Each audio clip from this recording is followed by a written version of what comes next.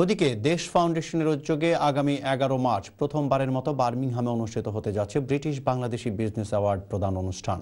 জমকালো এই আয়োজনকে ঘিরে যেমন উৎসাহ উদ্দীপনার কমতি নেই, তেমনি চূড়ান্ত পর্যায়ের সকল প্রস্তুতি সম্পাদনে ব্যস্ত সময় কাটাচ্ছেন আয়োজকরা। কায়সারুল ইসলাম সুমনের রিপোর্টে থাকছে বিস্তারিত। UK's first ever British Bangladeshi Business Awards 2015। 21টি ক্যাটাগরির প্রতিটি ক্যাটাগরিতে নমিনেশন জমা পড়েছে একাধিক। চলছে যাচাই বাছাইয়ের কাজ। বিচারক প্যানেলে কারা আছেন তাদের নাম এই মুহূর্তে না বললেও কে বা কারা হচ্ছেন সেই সৌভাগ্যবান দুদিন পরই জমকালো এক অনুষ্ঠানের মাধ্যমে ঘোষণা হবে বলে জানালেন দেশ ফাউন্ডেশনের চেয়ারম্যান মিসবাউর রহমান। তো মোটামুটি আমরা যে প্যানেলটা ঠিক করেছি তারা কিন্তু অত্যন্ত যোগ্য যার যার ক্ষেত্রে, এবং তারা তাদের ভূমিকা নিরপেক্ষ ভূমিকা তারা পালন করেছেন।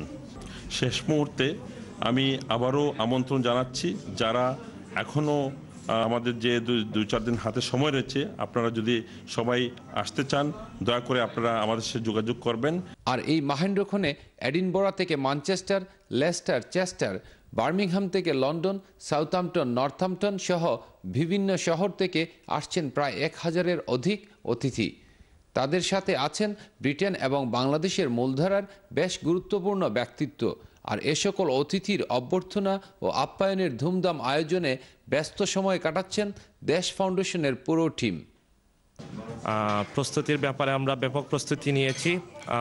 আমরা ইতিমধ্যে আশা করছি 1000-এরও অধিক লোক সমাগম হবে, এবং যেহেতু এটা একটি প্রেস্টিজিয়াস ইভেন্টকে ঘিরে সবার প্রত্যাশা অনেক বেশি।